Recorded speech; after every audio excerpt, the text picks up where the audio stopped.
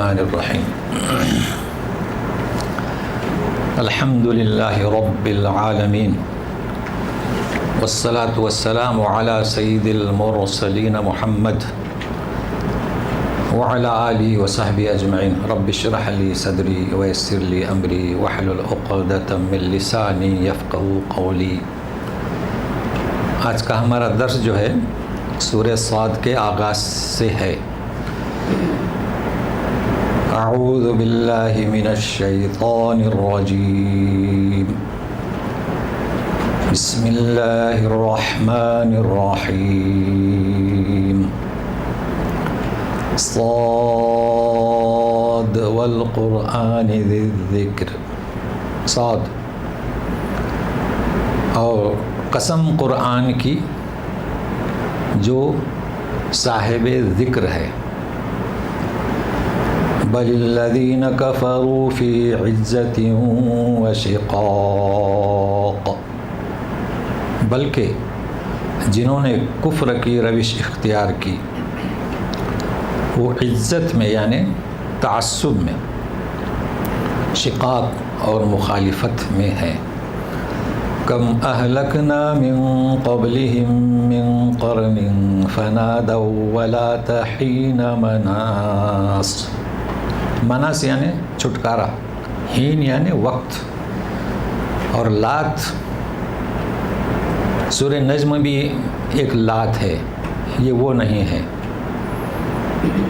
افرأیتم اللات والعزى ومناة الثالثة الأخرى، یہ اس لیے بتا رہا ہوں تاکہ اس کے معنی یاد ہوں۔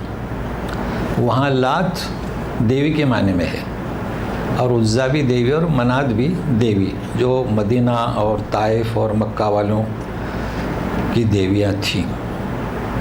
تو یہ وہ نہیں۔ اب یہ کیا ہے تو ابھی ترجمہ ہے تو توجہ دیں۔ کتنے لوگوں کو ہم نے اس کے پہلے ہلاک کیا، کرنے سے مراد کیا، کئی امتوں کو۔ فنا دو، پکارا، جب ہلاک کرنے کا وقت آیا تو پکارا۔ ولات، یہ تفسیر والے بھی رجوع کرتے ہیں نحویین کی طرف۔ بہت بڑے مشہور امام نحو کے خلیل فرا اور سیبوے، تو ان کے علاوہ جو نحوین ہیں، جب دو بڑے ہیں تو ٹاپ کے ہیں تو پھر اور بھی تو ہیں، جماعت ہے۔ انہوں نے کہا کہ لات جو ہے نا، یہ لا ہے تا کے اضافے کے ساتھ، تو معنی آسان ہو گئے۔ تو لات کے معنی کیا کریں گے، وہ دیوی نہیں، لا۔ لیکن دو جو امام ہیں بڑے مشہور، ان کا کہنا ہے کہ لیس سے منصرف ہے، تو بھی کوئی فرق نہیں پڑتا، لیس کے معنی کے بھی لا۔ تو آپ سنیے گا، قریش مخاطب ہیں کہ ہم نے کتنی امتوں کو تم سے پہلے ہلاک کیا۔ وہ چیخے، لیکن کب چیخے، کب پکارا، حین مناس، چھٹکارے کا وقت، لا، وہ چھٹکارے کا وقت نہیں تھا، خلاص کا وقت نہیں تھا، ایسے وقت میں پکارا۔ تو یہ ترجمہ ہے۔ وَعَجِبُوا أَن جَاءَهُم مُنذِرٌ مِّنْهُمْ وَقَالَ الْكَافِرُونَ هَذَا سَاحِرٌ كَذَّابٌ۔ حیرت میں تھے یہ مشرکین مکہ کہ آیا ان کے پاس ڈرانے والا ایک انہی میں سے۔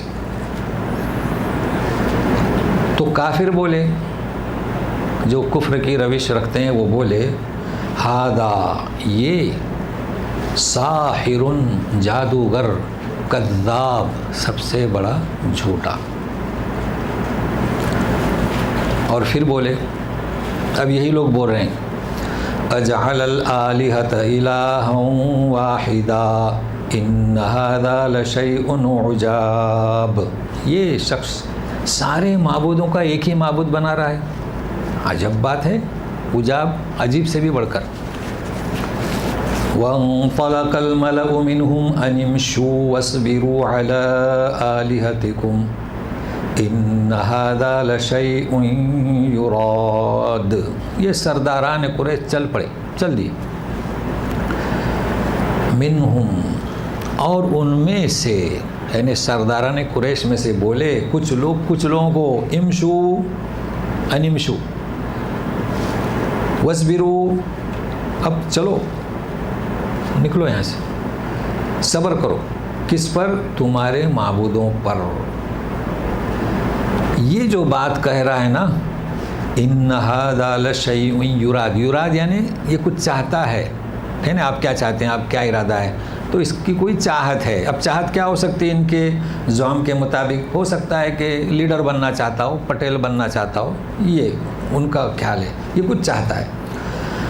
ما سمعنا بهذا في الملة الآخرة ان هذا الا اختلاق، ہم نے تو ایسا پچھلی ملت میں سنا ہی نہیں۔ یہ ہے وہ ملت جس کا میں نے عنوان پیش کیا تھا، ملت اور امت اور شریعت اور دین میں کیا فرق ہے۔ تو انتظار کیجئے یہاں پہنچنے تک، مذہب جماعت۔ بولے ہم نے تو پچھلی امت میں کچھ ایسا سنا ہی نہیں، یعنی آخری، پچھلی نہیں آخری۔ ان ھذا الا اختلاق، یہ کوئی من گھڑت بات ہے اور کچھ نہیں۔ انزل علیہ الذکر من بیننا، دیکھیے انہوں نے کہا تھا کہ عجیبو ھذا ساحر کذاب، عجیبو فی عزت و شقاق، اس کا جواب یہاں پر آ رہا ہے، کیا ہے؟ انزل علیہ الذکر من بیننا، بل سے آ رہا ہے، بل ہم فی شک من ذکری بل لما یذوقوا عذاب۔ یہاں تک ہمیں پہنچنا ہے اس بات کو سمجھنے کے لیے مکمل، کہ بل سے، بل کس کے لیے آتا ہے؟ ایک حالت سے دوسری حالت کی طرف منتقل ہوتا ہے۔ مطلب ہے کہ یہ جو ابھی دعویٰ کر رہے ہیں، زوم ان کا جو ابھی ہم سنیں گے، یہ سب جو پوزیشن ایسی نہیں، دوسری حالت کی طرف تبدیل کر کے اللہ بتانا چاہیں گے کہ آخر یہ انکار رسول، انکار وحی الہی کیوں کر رہے ہیں۔ یہ موضوع ہے، تو آپ سنتے رہیے۔ چلیے سب سے پہلے ہم معلوم کرنے کی کوشش کریں گے کہ صاد یہ پہلی دفعہ ہے آپ کے سامنے۔ اس کے پہلے ہم کہتے تھے کہ یاسین ہے نا، الف لام میم، الف لام میم را۔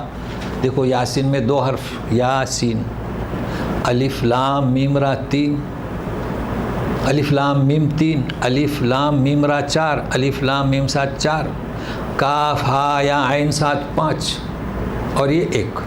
تو حروف، اب اسے حروف مقطعات تو نہیں کہہ سکتے، حرف مقطع ایک ہی حرف ہے، تو 1 حرف بھی ہے، 2 حرف بھی گزر چکا، 3 حرفی، 4 حرفی، 5 حرفی گزر چکے۔ سورہ مریم میں 5 حرفی، یہ پہلی دفعہ آیا 1 حرفی۔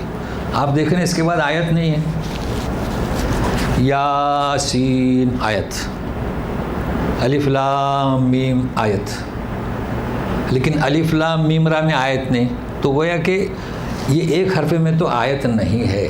اب جہاں آیت ہے اس کا کوئی قاعدہ نہیں، توقیفی، نبی کریم صلی اللہ علیہ وسلم نے جہاں آیت مقرر کی وہاں مقرر کی، مگر ان 1 حرفی میں آیت نہیں ہے۔ شروع ہو رہا ہے صاد والقرآن ذی الذکر۔ تو اب صاد کے معنی کیا؟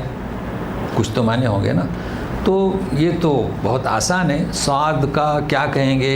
مختصر، یا آپ کہیں گے شارٹ کٹ، سمد، اللہ الصمد، تو اس کا شارٹ کٹ صاد، کوئی اعتراض نہیں بقول ابن عباس۔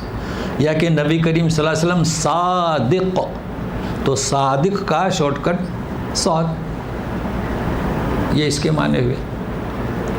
لیکن پھر بھی ہم کیا کہیں گے؟ اس کی صحیح مراد کو اللہ ہی جانتا ہے۔ یہ نہیں کہنا کہ کسی کو معلوم نہیں، یہ معنی نہیں ہو سکتے اس کے، معلوم تھے، اب اتنا زمانہ گزر گیا، صحیح مراد کو اللہ ہی جانتا ہے۔ تو یہاں ہمیں 2 چیزیں سمجھنا ہے اس صاد پر، تو تیار رہیے گا۔ نمبر 1 اس کا ظاہری، نمبر 2 اس کا باطنی، تو پھر آگے چلتے ہیں۔ دیکھیے صاد، سورہ 50 میں جائیے، قاف 68 میں جائیے، نون، الفابیٹ کا 1 حرف ہے، صاد قاف نون۔ اب توجہ دیں، جب آپ پڑھتے ہیں تلفظ یعنی آواز، ساؤنڈ میں 3 حرف کہتے ہیں۔ دیکھیے صاد زبر س، اور میں جو محنت کر رہا ہوں اسی پر کہ لا الہ. اب آپ نے کہا کہ صا، تو آپ نے الف بڑھا دیا کہ نہیں؟ کیا ہوا؟ صاد پر زبر، بعد میں الف تو صا، پھر آپ نے کہا صاد. 3 ہوئے کہ نہیں ہوئے؟ تو اگر آپ کلمہ پڑھیں گے، پہلا کلمہ لا الہ، تو 2 حرف ہوئے کہ نہیں ہوئے؟ ہاں. قاف 3 ہوئے کہ نہیں ہوئے؟ قاف الف فا. نون. اب یہ یاد کر لیجئے کہ یہاں پر مد لازم 3 الف تو کرنا ہی ہے، 7 نہیں. کیا پڑھیں گے؟ صاد.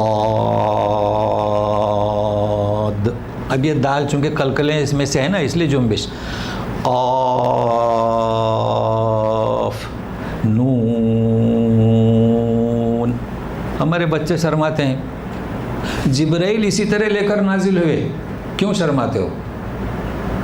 ہاکذا الینا وصلا، صحابہ کرام سے، قرہ سے ہم تک یہیں پہنچا، کیوں شرماتے ہو؟ بھائی گانے والے کتنا کھینچتے ہیں، تانتے ہیں، یہ تو اللہ کا کلام ہے، تو کھینچیے. 1 الف نہیں، 3 الف. اسے کہیں گے لازم. لازم کیوں کہیں گے؟ دیکھیے میں پڑھ رہا ہوں صاد، دال پر کیا پڑھا؟ سکون. چلے ملا رہا ہوں صاد والقرآن، پھر بھی سکون. اسے کہیں گے سکون لازم، تو مد لازم.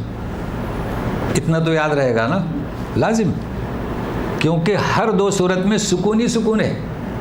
دیکھا الحمدللہ رب العالمین الرحمن الرحیم، میں نے ملایا تو زبر پڑا، سکون لازم نہیں، تو وہاں 3 الف ضروری نہیں.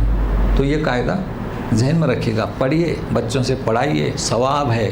ہاکذا الینا وصلا، اسی طرح ہم تک پہنچا، ہم کیوں پڑھیں 7؟ یہ تو اس کا ایک ظاہری پہلو ہوا. اب معنوی سنیے. والقرآن ذی الذکر، واو کون سا؟ قسمیہ، قرآن کی قسم. کون سا قرآن؟ جو صاحب ذکر ہے. تو 2 باتیں اس میں سمجھنا ہے، اور تیسری بات بھی سمجھنا ہے. دیکھیے اس کے بعد کیا ہے؟ بل. قاف والقرآن المجید، اس کی صفت کیا؟ مجید. اس کے بعد ہے بل. نون والقلم وما یسطرون، بل نہیں ہے ما انت بنعمت ربک بمجنون، مگر چلے اور آسان کہہ دیتا ہوں. یاسین والقرآن الحکیم، قسم قرآن کی جو حکمت والا ہے. انک لمن المرسلین، اے رسول تم رسولوں میں سے ہو، مجنون نہیں ہو، کاہن نہیں ہو. تو قسم کس بات پر کھائی ہو؟ قسم کا ذکر ہے، اس کو ذہن میں رکھیں. بھائی آپ قسم کھا رہے ہیں، میں آپ کو ضرور دوں گا، تو کیا؟ یعنی اللہ تعالیٰ قسم کھا رہے ہیں کہ والقرآن ذی الذکر والقرآن المجید والقرآن الحکیم. تو قسم کس بات کی؟ اسے کہیں گے، کتاب میں ملے گا مقسم علیہ. تو قسم کھائی گئی انک لمن المرسلین. تو جب قسم انسان کھاتا ہے تو قسم کا جس کی کھائی جا رہی ذکر کرتا ہے نا. میں قسم کھاتا ہوں کہ کل میں آؤں گا، قسم کھاتا ہوں کل میں نہیں آؤں گا. اب یہاں دیکھیے، یہاں قسم مقسم علیہ کا ذکر نہیں ہے، ہے والقرآن ذی الذکر، قسم اس قرآن کی جو صاحب ذکر ہے، ذکر والا ہے، مگر کیا؟ قسم نہیں. اسی طرح قاف والقرآن المجید، بل عجیب، وہاں پر بھی بل عجیب ہے. جس طرح یاسین میں ہے، جس طرح نون والقلم ہے، اس طرح قسم کا ذکر نہیں. تو یہ سمجھنا ہے. پھر دوسرا سمجھنا ہے کہ ذکر، یہ نصیحت والا، یہ کیا ہے؟ تو چلو قسم سے ہم فارغ ہوتے ہیں کہ قسم جب بھی کھائی جاتی ہے تو قسم کو واضح کیا جاتا ہے کہ آپ کس بات کی قسم کھا رہے ہیں. تو اللہ تعالیٰ نے فرمایا کہ انک لمن المرسلین. بات واضح ہو گئی. یہاں کیوں ذکر نہیں قسم کا، یہ اصل میں سمجھنا ہے. تو سنیے، والقرآن ذی الذکر، قرآن نصیحت والا ہے. اب اس کا جواب کب ملے گا؟ جب ذکر کو سمجھے. کہ اتنی واضح بات ہے کہ اس بات پر قسم کھانے کی ضرورت ہی نہیں. یہ ہے وہ چیز. تو یہ واضح کب ہوگا؟ ذکر سے. بھائی ذکر کسے کہتے ہیں؟ سورہ حجر میں 9 نمبر پر آپ کئی دفعے سن چکے ہیں دلائل کے طور پر مجھ سے، مگر آج مختلف نوعیت ہے کہ نحن نزلنا الذکر، ہم ہی نے قرآن اتارا ہے نا. سن چکے ہیں، یاد ہو چکا ہوگا آپ کو بار بار سننے سے. تو ذکر کے معنی کیا؟ قرآن کو ذکر کہا گیا ہے. یہاں کیا کہا جا رہا ہے؟ ذکر والا. بات ایک ہی ہے، قرآن فی نفس ہی ذکر ہے اور قرآن ذکر والا ہے. تو ذکر کسے کہیں گے؟ یہ اگر سمجھ میں آ گیا تو بخوبی اور بخود ہی واضح ہو جائے گا، کھل کر بات سامنے آئے گی کہ اللہ تبارک تعالیٰ نے یہاں قسم کا ذکر کیوں نہیں کیا. تو سنیے ذکر کسے کہتے ہیں. یہ ذکر والا ہے. کیسا ذکر والا ہے یہ قرآن شریف؟ یہ بھی آیت آپ لوگوں کو یاد ہو چکی ہوگی، سورہ اعراف 172 یاد ہو چکی ہوگی. اور یہ تو ہم نے عالم روحانیت میں اسے سنا اور اس کا جواب دیا ہے نا کہ وَإِذْ أَخَذَ رَبُّكَ مِن بَنِي آدَمَ مِن ظُهُورِهِمْ ذُرِّيَّتَهُمْ وَأَشْهَدَهُمْ عَلَىٰ أَنفُسِهِمْ أَلَسْتُ بِرَبِّكُمْ قَالُوا بَلَىٰ شَهِدْنَا. یعنی ہم آدم علیہ السلام کی اولاد سے لے کر قیامت تک کے جو آخری شخص پیدا ہوگا اس نے یہ عہد لیا ہے. کیا لیا ہے؟ عہد لیا ہے کہ قالوا بلا. کیا مطلب قالوا بلا؟ اللہ تعالیٰ جب کہیں کہ میں تمہارا رب نہیں، ہم نے کہا کہ جی ہاں. تو کیا مطلب؟ تو خالق، تو مالک، تو رازق، تو معبود، تو ہی سب کچھ دینے والا. بغیر سوچے سمجھے ہم کہیں گے بلا؟ آپ اپنے بیٹے سے پوچھو میں تیرا باپ نے، تو کیا کہے گا؟ کیوں نہیں، سب جانتا ہے. تو ہم نے ایسے ہی کہا. کیا اس کا نام ہے؟ عہد. اور یہ بھی یاد رکھیے کہ انبیاء بھی تھے. تو ذکر کے معنی کیا؟ اس بات کی یاد دہانی کے لیے. ذکر کے معنی یاد دہانی. تو سارے انسان بھول گئے سوائے انبیاء کے. تو انبیاء کو بھیجا کہ انہیں یاد دلاؤ اس عہد کو. اب کیا ہے ہمارے پاس؟ قرآن شریف. تو قرآن صاحب ذکر ہے کا مطلب کیا؟ جو ہم بھول چکے اس کو یاد دلانے کے لیے یہ قرآن، اس کی قسم اللہ تعالیٰ کھا رہے ہیں.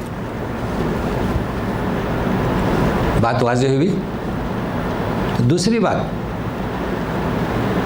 بات سے لوگ ہمارے غافل ہیں کہ جب یہ قرآن صاحب ذکر ہے، ہمیں یاد دہانی کے لیے آیا ہے، تو وہ یاد دہانی کیا ہے؟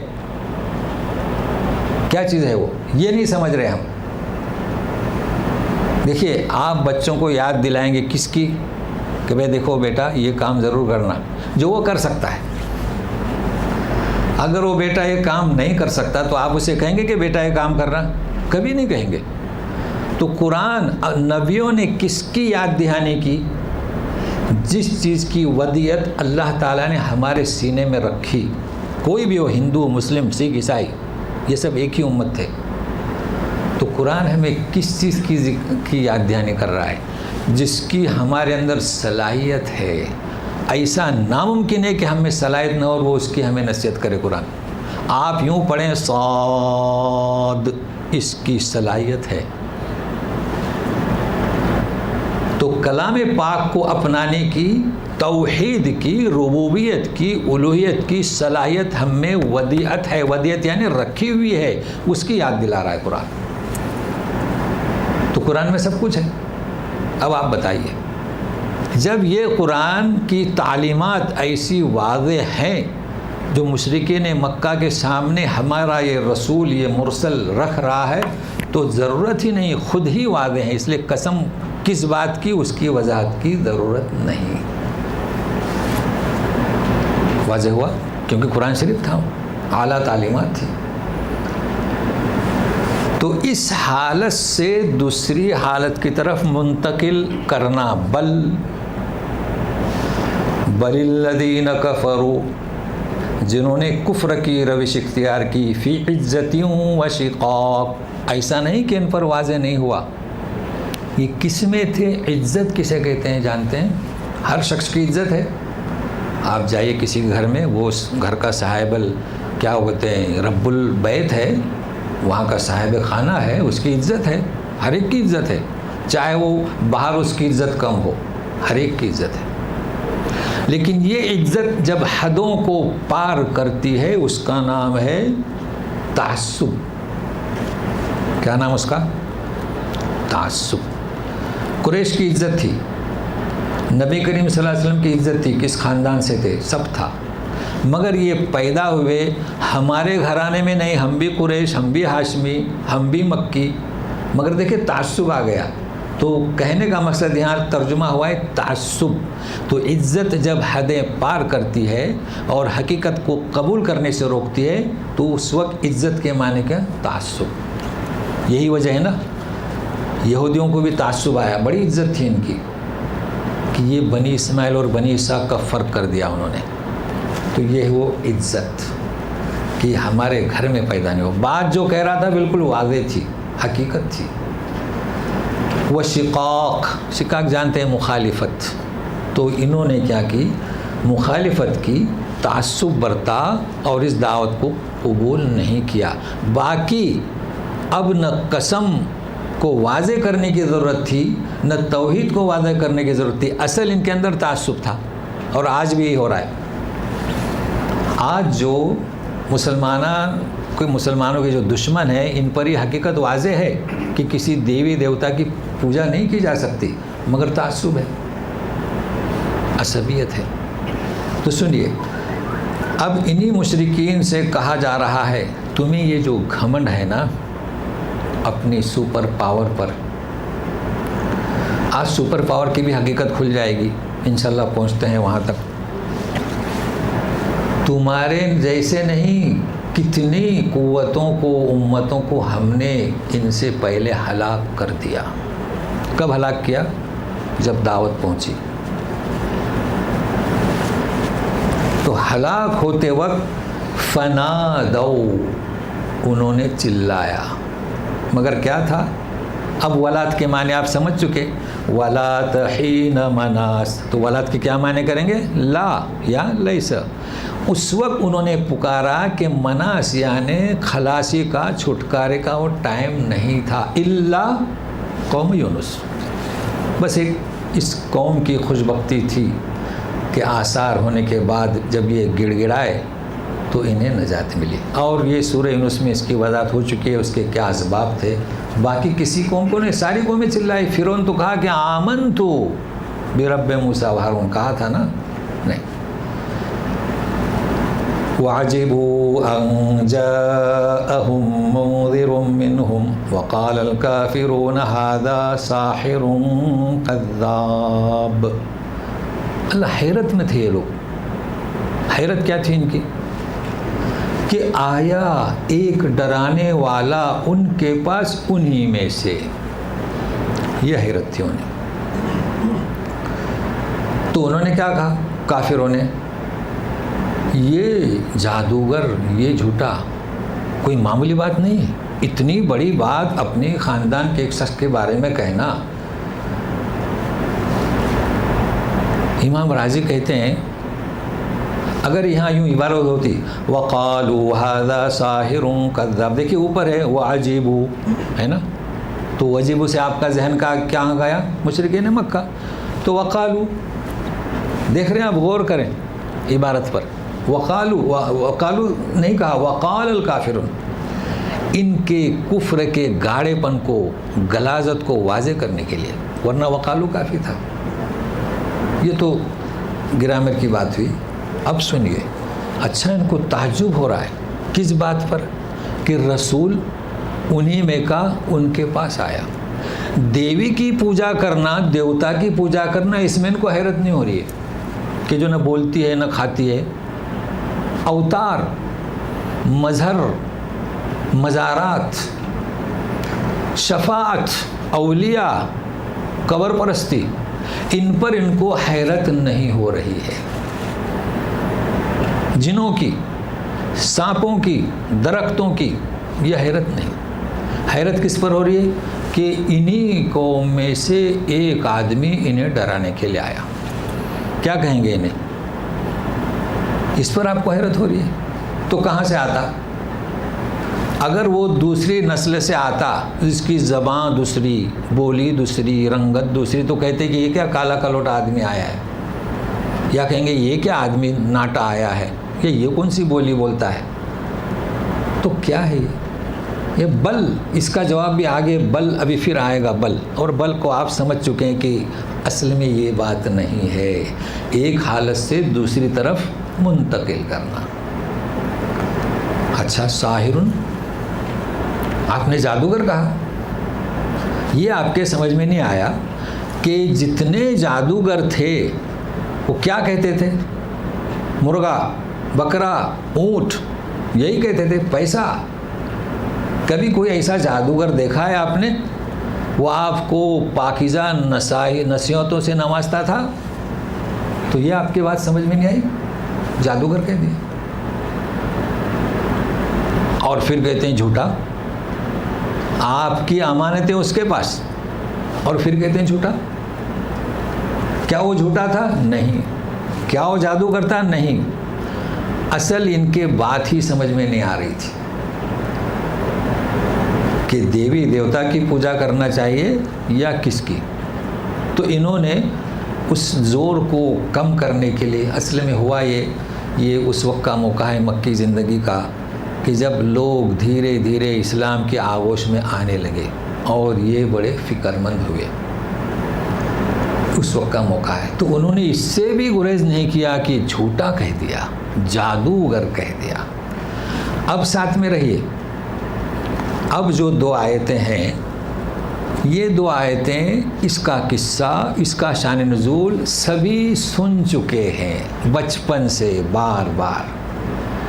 لیکن میں آج شان نزول نہیں، اس کا پس منظر، اس کا بیک گراؤنڈ، حقائق کیا ہے، اس میں کتنے پہلو ہیں. تو تدبر قرآن جو کہتے ہیں نا، شان نزول تو آپ سن چکے ہیں، ابھی میں بیان کر دوں گا. مگر اس میں 2 پہلو نہیں، کئی پہلو ہیں، لیکن میں جو زور دوں گا وہ 2 پہلوں کی طرف. تو آپ 2 آیتوں کو دیکھو کیسا سمجھیں گے. جب آپ تلاوت کریں گے تو ساتھ میں رہے گا. اب دیکھیے، جب آپ اس صورت کی تلاوت کریں گے ولا، تو آپ کا ذہن لات دیوی کی طرف نہیں جائے گا. یہی ہے تدبر، پڑھتے وقت تصور کرتے ہیں. تو سنیے گا یہ آیتوں کا پس منظر کیا ہے، بیک گراؤنڈ کیا ہے. تلاوت کرتا ہوں. اجعل الآلہۃ الہا واحدا ان ھذا لشیء عجاب. یہ شخص ہمارے سارے معبودوں کو جمع کر کے ایک کہتا ہے. ہماری لات، عزا، منات اور 360 اور اس پہاڑی پر آسمان کا خدا، زمین کا خدا، سمندر کا، درختوں کا، سب کو ایک ہی کر دیا.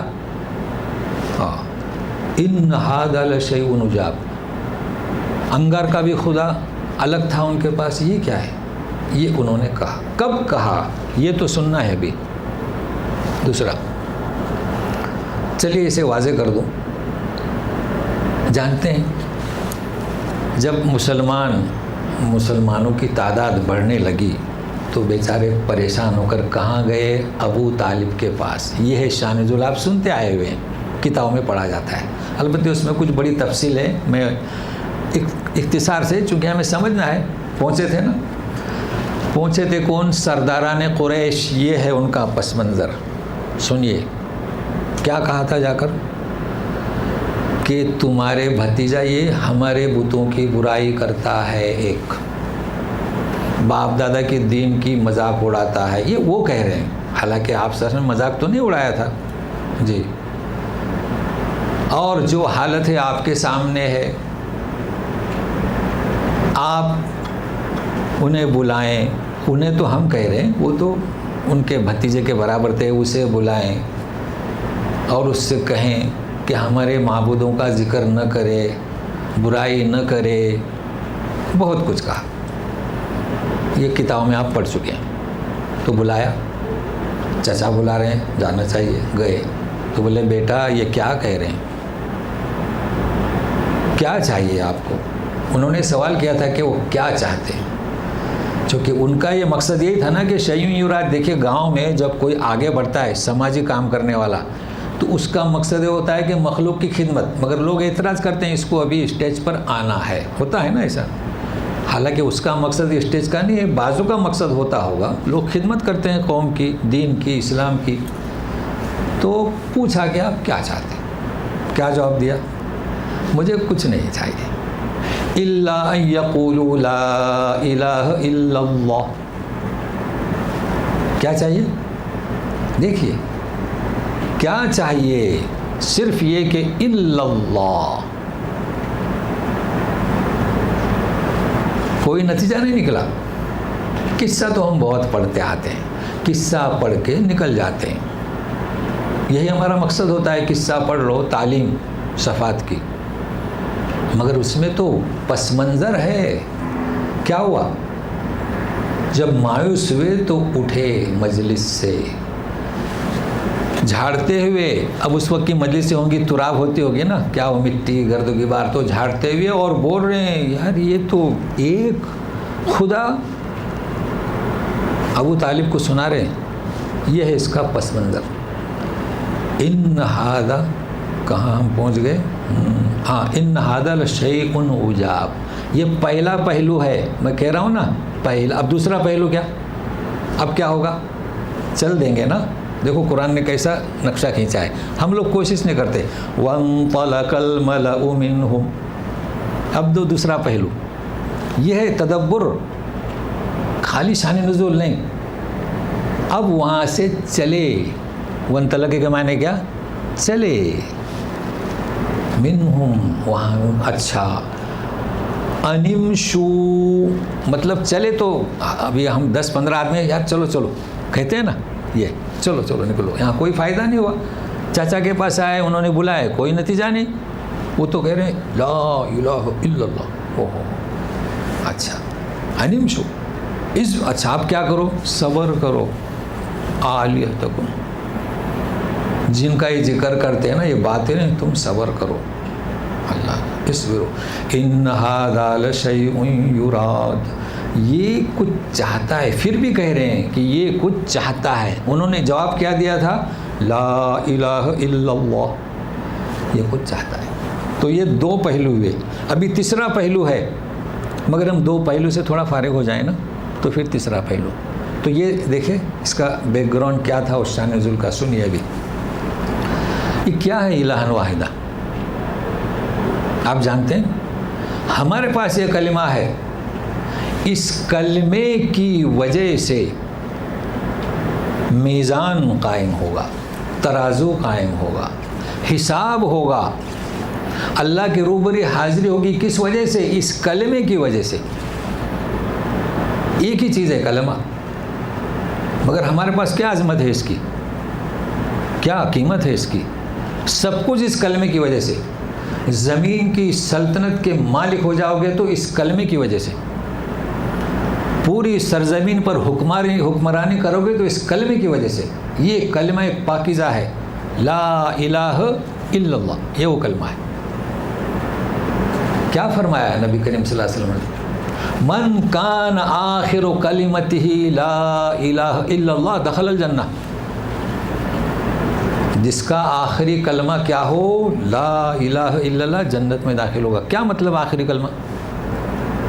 جان کنی کے وقت, مرتے وقت اس کی زبان سے ادا ہو جائے لا الہ الا اللہ دخل الجنہ. ہے یہ کلمے کی کتنی بڑی قوت ہے. اس سے بڑھ کر کوئی ایٹم بم دنیا میں نہیں. یہ ہے وہ کلمہ. اس کا نام کیا؟ کلمہ طیبہ. یہ ہے وہ کلمہ. اب لوگ فکر مند ہیں چونکہ کلمے کو ہی لوگوں نے شک میں ڈال دیا. پہلے تو پڑھنا آپ جانتے ہیں کیسے پڑھتے ہیں, اور اس کے بعد دیکھیے منافقین بھی کلمہ پڑھ کر ہی داخل ہوئے تھے کہ نہیں؟ ہاں, ہمارے بھائی بھی بغیر نام لے ہوئے کلمہ پڑھتے ہیں, اذان دیتے ہیں, نمازیں پڑھتے ہیں. پھر کہاں جاتے ہیں؟ مزارات, قبر پرستی, تعزیہ پرستی, امام علی پرستی وہ بھی تو اسی میں ہے نا. تو آپ بتائیے. تو سنیے گا اس کلمے کو تو کوئی پھیلاتا ہی نہیں. بھائی آپ لاکھ کلمہ پڑھتے رہے, کلمہ وہی ہے, کلمہ وہی ہے, مگر انہی کلمہ پڑھنے والوں کو رسول کے سامنے کیا سرٹیفکیٹ ملا؟ ان المنافقین فی الدرک الاسفل من النار. منافقین ایسا کلمہ پڑھنے والے کہاں رہیں گے؟ جہنم کے نچلے درجے. کیا بات ہے, یہی وہ کلمہ ہے. تو ہم لوگ کیا اس خوش فہمی میں ہیں کہ رسول کے غیاب میں ہم کلمہ پڑھتے ہیں اور اعلیٰ درجے کی جنت میں رہیں گے؟ اس کے لیے کچھ کرنا ہے. یہ کب ہوگا کہ جس کے دل میں لا الہ الا اللہ داخل ہو, اس دل میں کوئی اور نہیں رہ سکتا. یہ کیسا کلمہ ہے کہ ان کا یقین غوث پاک پر, خواجہ غریب نواز پر, امام علی پر, بتوں پر, دیوی پر, دیوتاؤں پر, سانپوں پر, جنوں پر, یہ وہ کلمہ دل میں جگہ پایا ہے؟ نہیں. یہ وہ بات ہے. تو سنیے گا, لوگوں نے وظائف چھوڑ دیے. غسل کیجئے, خوشبو لگائیے, عطر لگائیے, اور وقت بھی بتایا ہے, اور 100 دفعے کلمہ پڑھیے. دیکھیے یہ میں نہیں کہہ رہا ہوں, ایک مقولہ نقل کر رہا ہوں, اس کو بھی ذہن میں رکھیں. اور پھر کہیے کہ اے اللہ یہ میں تیرے پاس سپرد کرتا ہوں کہ جان کنی کے وقت مجھے دے دے. اچھا, تو آپ اللہ کو کوئی ذمہ داری سونپ رہے ہیں. دیکھیے کیا مسخرہ ہے, کیا لوگوں کو بیوقوف بنا رہے ہیں. 5 وقت کی تو نماز ہے اور 6 وقت تو دیوی دیوتا, سانپ, جن, مزارات اور کلمہ اللہ کے سپرد کر رہے ہیں. نہیں, اللہ کے سپرد یہ الفاظ نہیں کرنا ہے, اپنے آپ کو سپرد کرو. سلیمو تسلیما. اب مسئلہ یہ کہ سلیمو تسلیما کا ترجمہ بھی میں بھی کنفیوژن کر دیا. کیا کر ترجمہ کہیں گے خوب سلام پڑھو. بھائی خوب سلام مت پڑھو, اپنے آپ کو سپرد کرو. تو کلمہ نہیں, اپنے آپ کو سپرد کرو. جب اپنے آپ کو سپرد کرو گے, دل میں سوائے اللہ کے کسی کی جگہ نہیں, تو یہ وہ اللہ ہے. آپ کو مرنے سے پہلے یہ سعادت اور توفیق دے گا کہ آپ کہہ پڑیں گے کہ لا الہ الا اللہ محمد رسول اللہ. یہ ہے وہ حقیقت. دیکھیے اس بات کو میں آسان کر دوں. سارے موت یقینی ہے ساروں پر, قبر میں جائیں گے. وہ سوال اردو میں نہیں ہوگا, پشتو میں نہیں ہوگا, گجراتی میں نہیں ہوگا, کس میں ہوگا؟ من ربک. جواب دیں گے کہ نہیں دیں گے؟ کیوں دیں گے؟ اللہ کی توفیق سے. تو پھر جان کنی کے وقت اللہ کی توفیق دینا, صرف اللہ ہی اللہ ہے, تو وہاں آپ ادا کر سکیں گے. تو بہرحال اس وقت ہم ایک دعا کرتے ہیں, اللہم ارزقنا عند موتنا لا الہ الا اللہ. یعنی اے اللہ ہماری جان کنی کے وقت جو ہے ہمیں لا الہ الا اللہ اور کلمہ شہادت ادا کرنے کی توفیق عطا فرما برحمتک یا ارحم الراحمین. تو دعا کریں, دعا کریں اور عمل کریں کہ اخلاص اللہ ہی اللہ. اب میں آپ سے پوچھتا ہوں, اللہ ہے اور ہم میں ودیت ہے کس کی؟ قرآن کو سمجھنے کی. قرآن ہمارے سامنے موجود ہے. قرآن کہتا ہے کہ قرآن کو اور احادیث رسول صلی اللہ علیہ وسلم کو اپنائیں. اب بتائیے کیا امام پرستی, مذہب پرستی, اولیاء پرستی, قبر پرستی اس کے منافی ہے یا نہیں؟ کیا اس بات کا ثبوت ہے کہ ہمارے دل میں صرف اللہ ہے؟ نہیں. مگر کس سے کہوں؟ کوئی بھی جماعت پرستی, مذہب پرستی, امام پرستی, قبر پرستی, جماعت پرستی, اللہ ہی اللہ ہو اور ہمارے پاس یہ صلاحیت رکھی گئی ہے کہ ہم اللہ کو سمجھ سکیں, قرآن کو سمجھ سکیں. کوئی مشکل نہیں ہے, ودیت رکھا ہوا ہے. اس کے لیے قرآن آیا ہے والقرآن ذی الذکر. تو یہ اجعل الآلیۃ الہ واحدہ. جی ایسا کلمہ ہو, اخلاص ہو. اس شخص کو جو معاف کیا گیا نا, اس میں شرک نہیں تھا, ڈر تھا.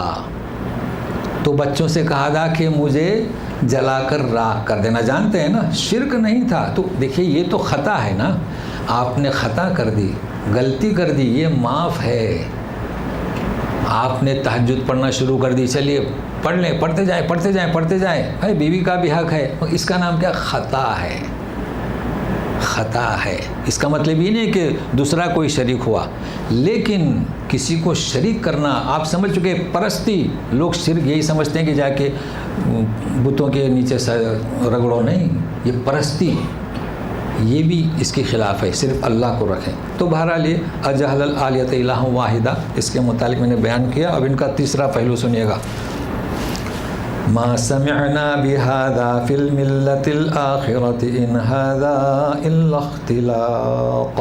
اب یہ باہر نکل گئے. دیکھیے پس منظر ذہن میں رہے گا نا اس کا بیک گراؤنڈ اس شان نزول کا. اب نکل گئے. اب کہہ رہے ہیں کہ مطلب ہے کہ ابو طالب کے اس مکان میں کیا کہا, پھر جب کہا نکلو پھر کیا کہا. اب باہر نکل گئے تو اب شور کر رہے ہیں نا, ناکامیابی ہوئی نا. ہم نے تو یہ جو ہمارے اخیر کی جو ملت ہے نا, اخیر کی, اس میں ایسا سنا ہی نہیں. اور یہ کہاں سے آئے؟ اب آخر کی ملت کون سی؟ عیسیٰ ابن مریم. اب دیکھیے اگر ہم شرک کرتے ہیں تو اوروں کو مدد ملتی ہے. دیکھو مثال دی انہوں نے, غور سے سنیے گا.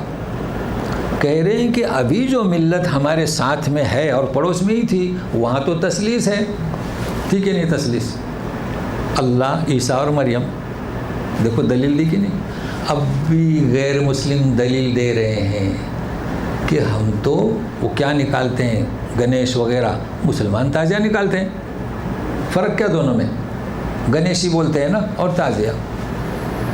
تو ہم یہ کام کر رہے ہیں, لوگوں کو دلیل دے رہے ہیں. ہم دوسروں کو نصیحت کیسے کریں؟ اور کئی لوگوں کو ہم نے سمجھانے کی کوشش بھی کی, آپ بھی کیے ہوں گے.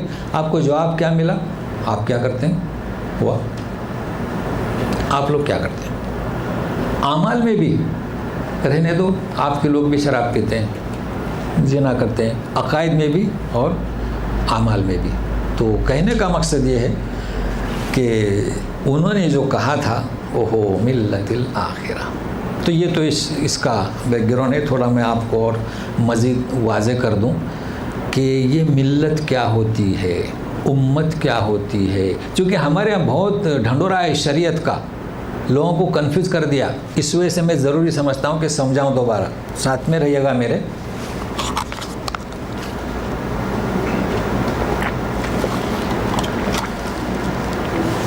ملت تو سمجھ میں آئی.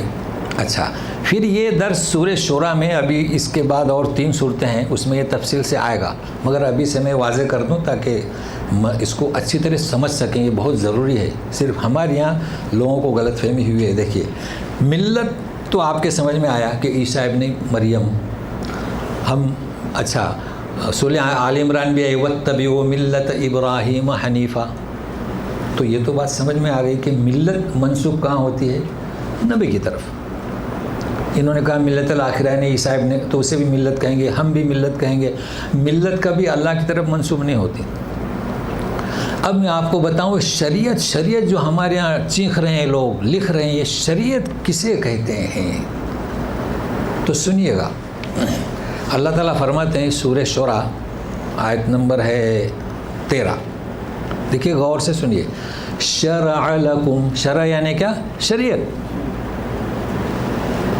شرع لکم من الدین, دین سے. تو معلوم ہوا کہ شریعت ایک پارٹ ہے, حصہ ہے, جز ہے دین کا. تو آپ شریعت ہی کر رہے ہیں, دین نہیں کر رہے ہیں. کہ معلوم ہوا نا, کیا معلوم ہوا کہ شریعت کیا ایک حصہ ہے. جیسے میں کہتا تھا کہ شریعت موسوی ہمارے شریعت کا ایک حصہ ہے, وہ سارے حصے ہمارے شریعت میں موجود ہیں. تو سنیے گا. شرع لکم من الدین ما وصی بہ نوحا, اے نبی نوح علیہ السلام کو جو ہم نے شریعت دی تھی, اسی شریعت میں سے ہم آپ کو دے رہے ہیں. ابھی قرآن نازل ہو رہا ہے. ٹھیک ہے, سنیے. والذی اوحینا الیک, جو آپ کو ہم وحی کر رہے ہیں وہ بھی شریعت ہے. اللہ. وما وصینا بہ ابراہیم و موسیٰ و عیسیٰ, اور جو ابراہیم و موسیٰ و عیسیٰ کو ہم شریعت ہم نے دی تھی, مقرر کی تھی, اس میں سے آپ کو دے رہے ہیں. تو ایک بات سے فارغ ہو جاتے ہیں. شریعت کے معنی کیا؟ حصہ. ہر نبی کو ملی، ہمارے نبی کو بھی ملی، لیکن ہمارے نبی کی شریعت میں فرق کیا ہے؟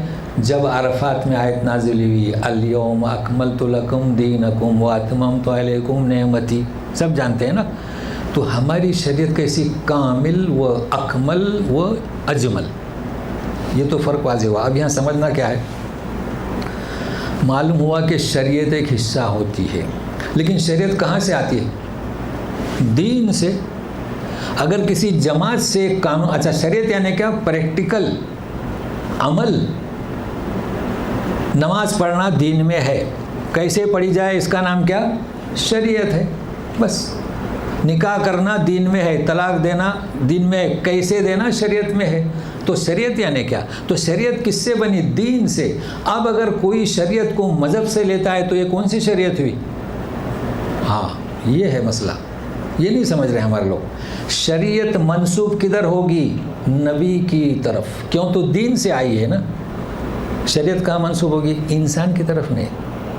ملت کہاں منسوب ہوگی؟ نبی کی طرف. ابھی امت کا ذکر باقی ہے.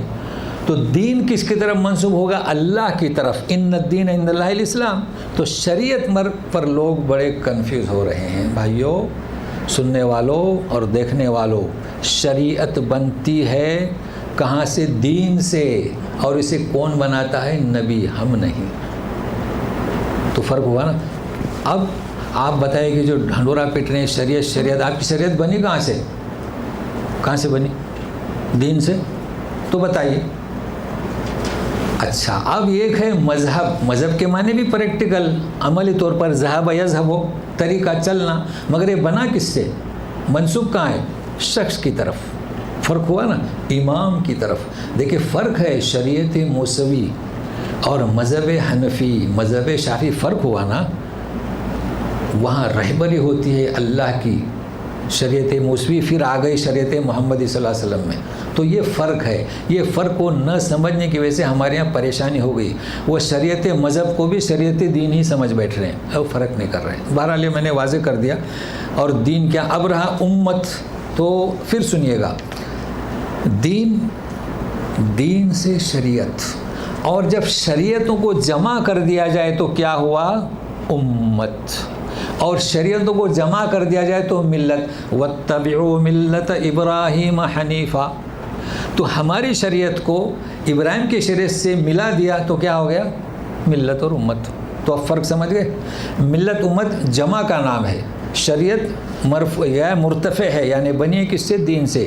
دین اللہ کا ہے، نبیوں کے پاس بھیجا. تو کوئی سوال ہی پیدا نہیں ہوتا. اب رہا یہ جو جماعتیں آئیں یہ فردی ہیں. جماعت کا ایک بانی ہے، مذہب کا ایک بانی ہے. اگر ہم اس چیز کو سمجھیں تو ہمارے سارے اختلافات ختم ہو جائیں کہ جماعت کس نے بنائی، اس کا ایک بانی ہے. مذہب کس نے بنایا، اس کا ایک بانی ہے. شریعت کس سے بنی، کہاں منسوب ہوتی ہے؟ رسول کی طرف. امت ملت جب یہ جمع ہوتے ہیں تو ان ساری چیزوں کو میں نے واضح کر دیا. اللہ تعالی ہم لوگوں کو اس بات کی توفیق دے، خاص کر تو ان حالات میں، کہ ہم ہمارے مذہبی اور جماعتی اختلافات کو ہٹا کر ہم اس کو رجوع الی القرآن. میرا جو پیغام ہے کیا؟ رجوع الی القرآن. یہ کون سا؟ جس کی ودیعت ہم میں اللہ نے رکھی ہے. اس کے لیے ہمارے پاس قرآن آیا ہے صاحب الذکر. البتہ منفی طریقے سے نہیں جانا. یہ جتنے بھی مذاہب ہیں آپ مطالعہ کریں، دیکھیں ان میں کیا کہا ہے لوگوں نے، تو آپ کو سمجھ میں آئے گا.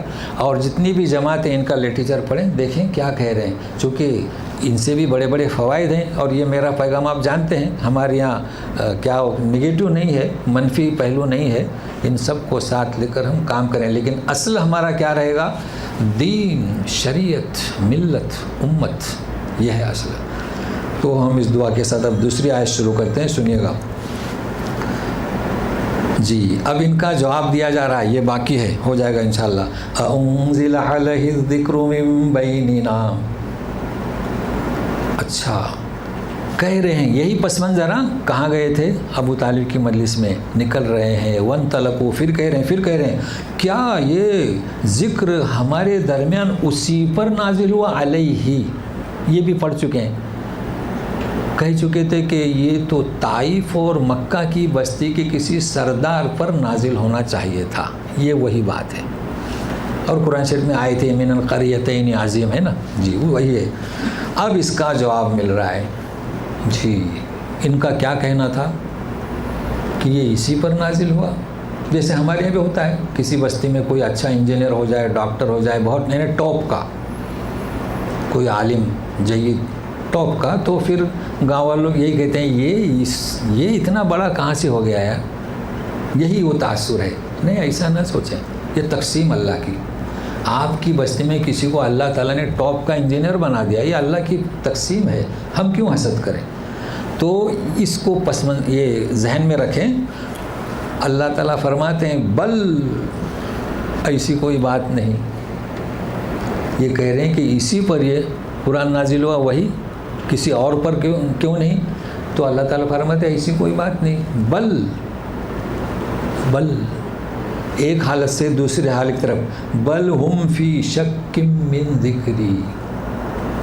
دیکھیں، اگر انہیں یقین ہوتا کہ یہ میری کتاب اس پر نازل ہوئے تو قبول کرتے، تو انہیں اس شخص پر شک نہیں، یہ میری تکذیب کر رہے ہیں، میرے بارے میں شک کر رہے ہیں کہ یہ میرا قرآن ہے یا نہیں. لا ریب فی، اس میں کوئی شک نہیں. تنزیل من رب العالمین، یہ اللہ تعالیٰ کی جانب سے نازل کیا گیا ہے، اس میں یہ شک کر رہے ہیں. تو اس کو نوٹ کر لیں، یہ بات آپ کو ہمیشہ کام آئے گی کہ کلام الہی اللہ کا منزل شدہ ہے، اس میں یہ شک کر رہے ہیں، اس شخص میں نہیں. ہو بلم، اب پھر اس حالت سے ایک حالت سے دوسری حالت کی طرف آپ کو کتاب میں ملے گا اضطراب، تو میں نے اس کو آسان کر دیا. ایک حالت سے دوسری حالت میں چین تبدیلی. بلما یذوقوا عذاب، ہاں ایسا بھی نہیں ہے.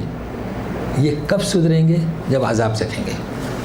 دیکھیں، مگر اس وقت کیا ہوگا؟ ولا تحین مناس. دیکھیے آیتوں کا کیسا ربط ہے. اللہ، اب اس کی وضاحت کی جا رہی ہے کہ ایسی کیا بات ہے، یہ کیوں حسد کر رہے ہیں. تو سنیے گا، ام عندهم خزائن رحمت ربک العزیز الوہاب اب لهم ملک السماوات والارض ام لهم ملک السماوات والارض وما بینهما فلیرتقوا فی الاسباب. اس کے بعد ایک آیت رہے گی، جند ما ہنالک محذوب من الاحزاب، جند ما ہنالک محزوم من الاحزاب. یہ سپر پاور قوتوں کے بارے میں ہے، لیکن ہم سے جتنا ہو سکے وہ کر لیتے ہیں. دیکھیے کیا کہا جا رہا ہے کہ یہ کہہ رہے ہیں کہ شک میں ہیں کہ یہ ہماری کتاب کے، اور کہہ رہے ہیں کہ یہ شخص پر کیسے اترا. تو کیا ان کے پاس تیرے رب جو عزیز ہے، وہاب ہے. عزیز یعنی زبردست، کسی کو دینا چاہے تو کوئی روک نہیں سکتا. وہاب فیاض، بڑی رحمت کی وسعت ہے، اس کے رحمت کے خزانے ان کے پاس ہیں. تو کیا جواب دیں گے؟ نہیں، اس کے جواب کی ضرورت ہی نہیں. جب پوچھا گیا من خلق السماوات والارض، تو کیا جواب دیا؟ اللہ. تو جس طریقے سے قسم کی وضاحت کی ضرورت نہیں، اس طریقے سے یہاں بھی وہ جانتے ہیں کہ ان کے پاس خزانے نہیں. چلو پھر، ام لہم ملک السماوات والارض وما بینہما، آسمان و زمین اور درمیان کی کیا سلطنت ان کے ہاتھ میں ہے؟ تو جواب دیں گے نہیں.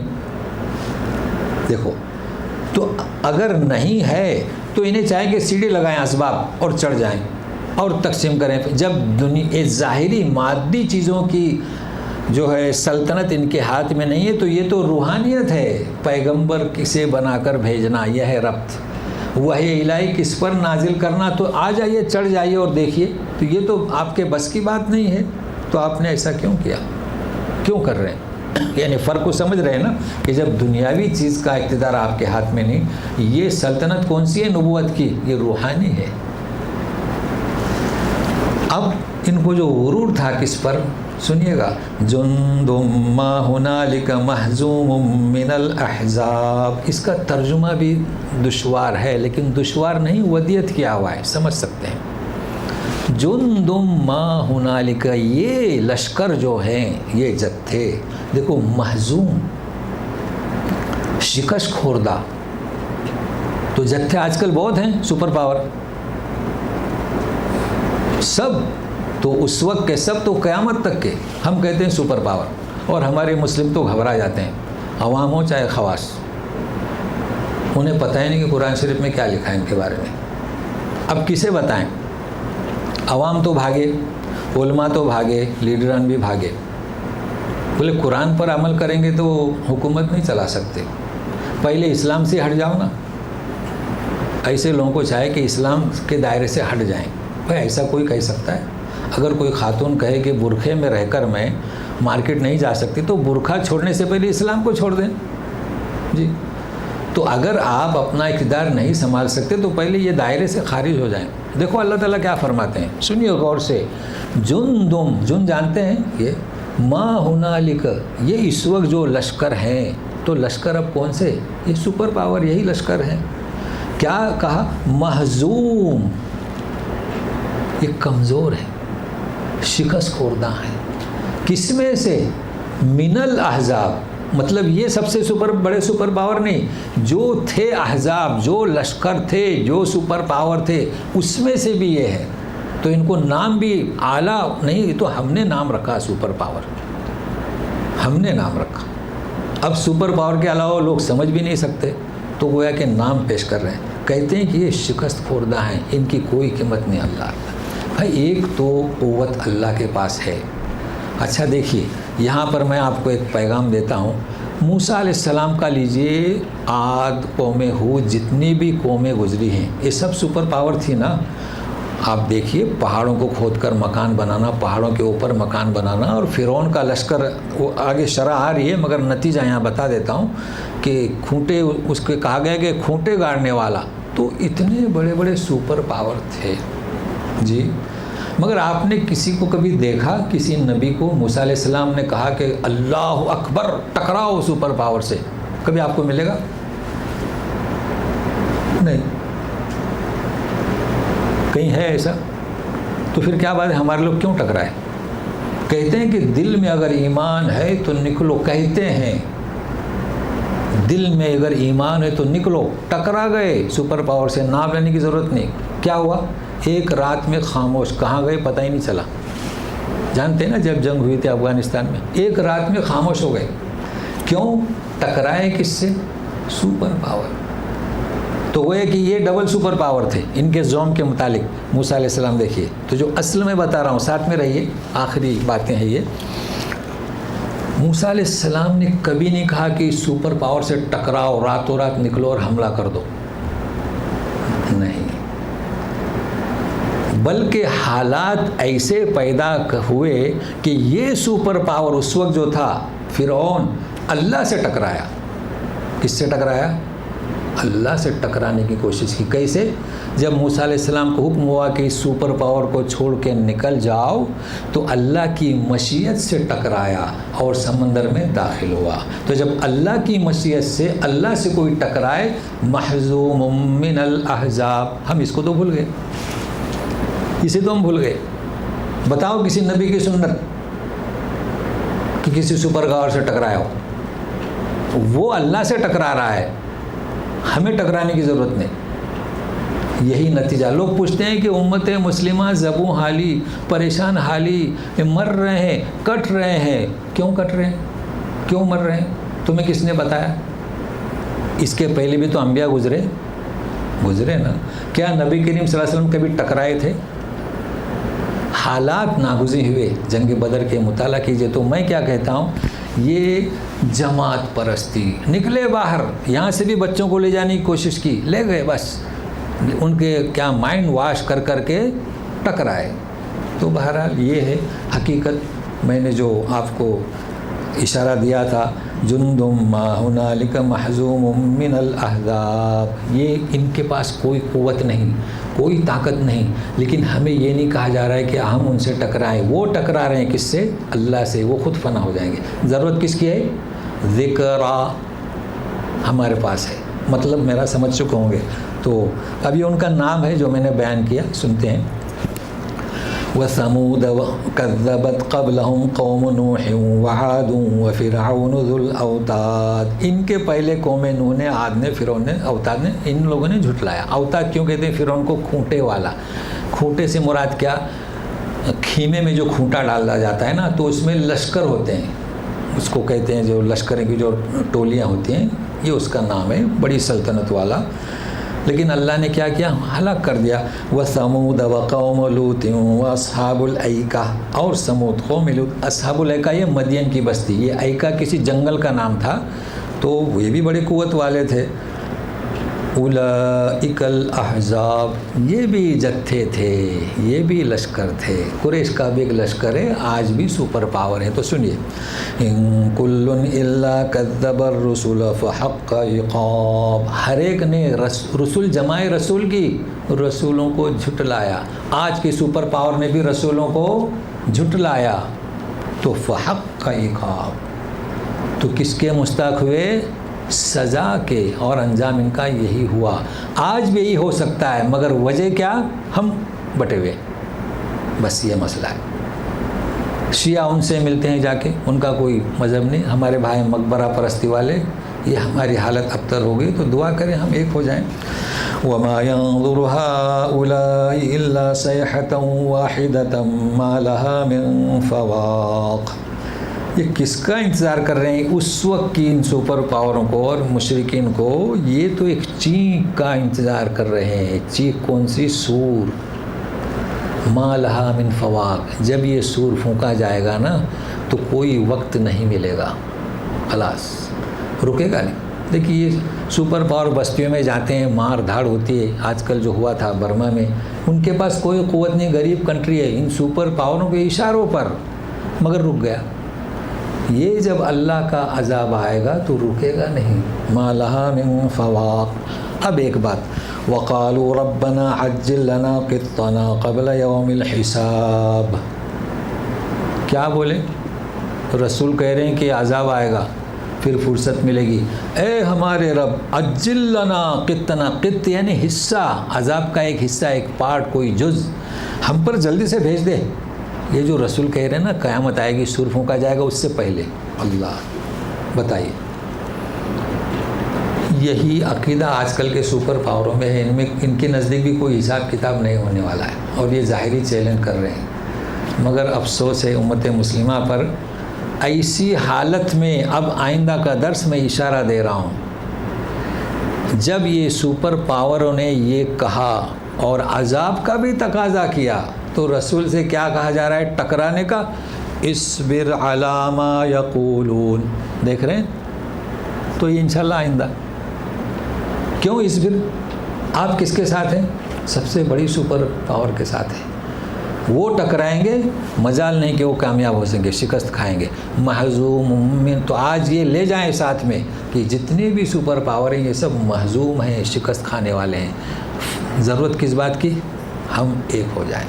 تو آج کا میرا پیغام یہی ہے، اور کئی چیزیں میں نے سمجھایا.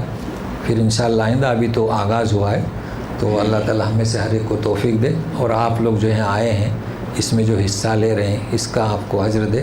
نسل نسل تک آپ کی اولاد میں اسلام دین باقی رہے. اور اصل یہ ہے کہ آپ کی اولاد، چاہنے والے اور رشتہ دار سب کو اللہ تعالیٰ اس کی برکت سے موت کے وقت کلمہ طیبہ ادا کرنے کی توفیق عطا فرمائے. اس پر ہم ختم کرتے ہیں، لا الہ الا اللہ محمد رسول اللہ. لا سبحانک اللہم و بحمدک، اشہد ان لا الہ الا انت، استغفرک و اتوب الیک. اعوذ باللہ من الشیطان الرجیم. ان کل الا کذب الرسل فحق عقاب وما ينظر هؤلاء إلا صيحة واحدة ما لها من فواق وقالوا ربنا عجل لنا قطنا قبل يوم الحساب. اب آئندہ آپ کے ذہن میں رہے کہ صبر کہا جا رہا ہے کرنے، اور مثال دی جا رہی ہے داؤد علیہ السلام کی. تو ہم جو ہے داؤد علیہ السلام کا قصہ نہیں سنیں گے، آپ جانتے ہیں، بس کہ اس میں تدبر، تعاملات یہ، ورنہ آپ سوچیں گے اب تو قصہ ہے. نہیں، وقت سے پہلے حاضر رہنے کی کوشش کریں. برحمتک یا ارحم الراحمین.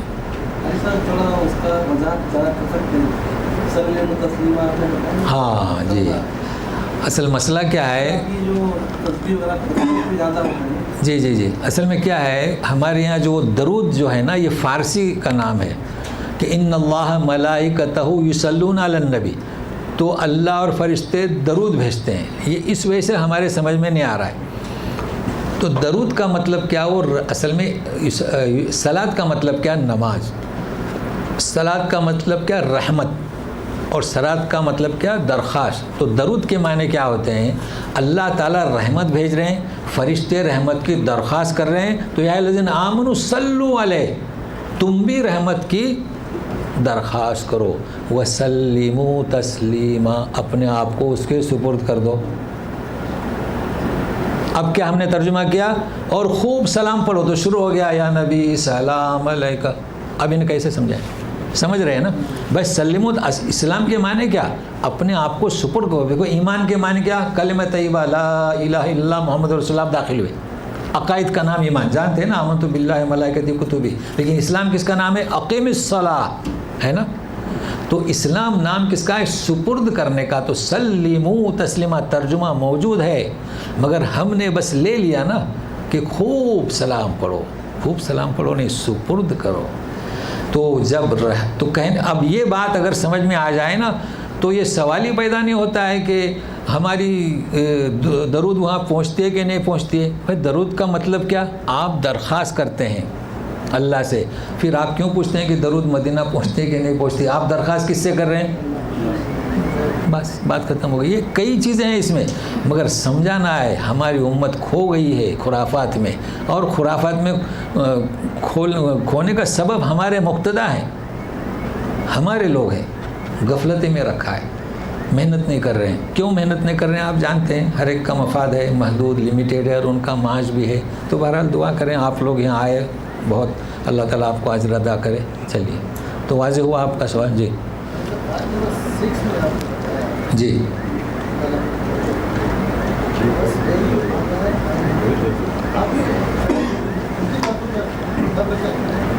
ہاں، اپنے معبودوں پر صبر کریں. ہاں مطلب یہ جو رسول جو کہہ رہے ہیں نا معبودوں کی برائی، تو تم ذرا صبر، کیونکہ ابھی مجبور ہو گئے نا کہ ابو طالب کے یہاں پر آئے. ان کو بڑی امید تھی کہ روکیں گے، نہیں روکا. تو ابھی اپنے معبودوں کو جو برا کر رہے ہیں نا تو صبر کریں. یہ مقصد ہے. واضح تو ہوا نا؟ جی کہیے. ہاں جی تو کہیے وَاصْبِرُوا عَلَىٰ آلِهَتِكُمْ. ہاں اپنے معبودوں پر صبر کریں. جی کہیے زور سے، سن نہیں رہا ہوں. کیا؟ ہاں تو اس کی بات، یہ کیا کہہ رہے تھے؟ اس کی باتیں یہ جو کہہ رہے تھے باتیں کیا؟ معبودوں کی برائی. بات وہی ہے، وہی بات ہے. چلے سبحان اللہ.